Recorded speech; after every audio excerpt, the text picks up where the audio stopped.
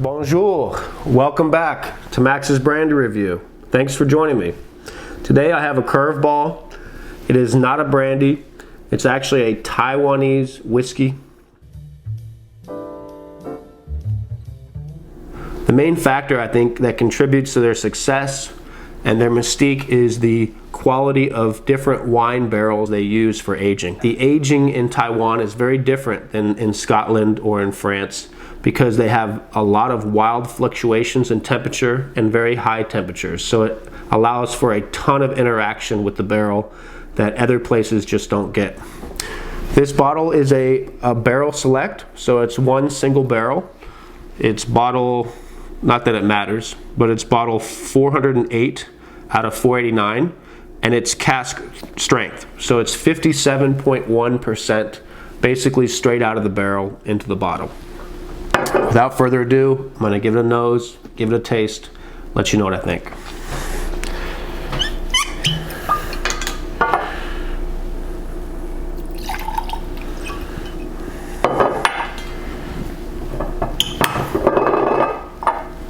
As you can see, the color is almost black.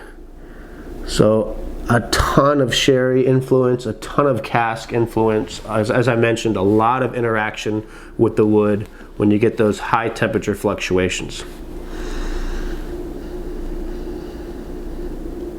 Whew. Very intense. As I said, it is 57.1%, but it's very intense. A lot of spices, a lot of dried fruit, chocolate covered raisins,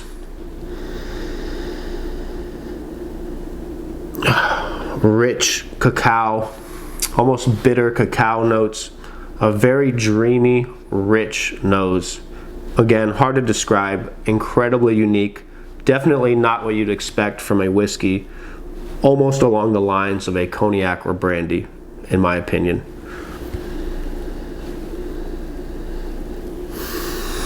I'm gonna give it a taste, let you guys know what I think.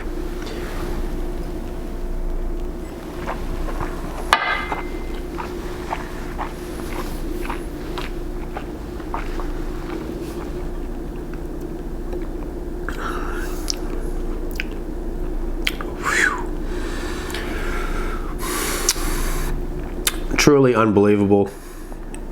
The intensity is unreal. It really warms up your palate, and the flavors keep on building and building well after you've taken a sip. This probably has the longest finish out of any spirit I've ever tried. As I mentioned, chocolate covered raisins, a lot of very beautiful wood notes. It's an incredible amount of wood, sherry influence. Again, one thing they're known for is importing incredibly high quality wine barrels of all different kinds of wine. This particular one is a sherry cask bottling, and you can really tell they used a high quality cask for the aging. I would imagine that the barrel was still dripping with sherry when they filled it. I mean, it's so black, there's so much sherry influence.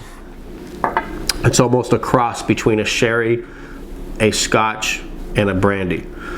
Truly unique, truly amazing.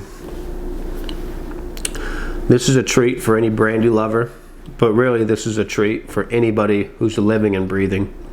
This is not the cheapest spirit in the world.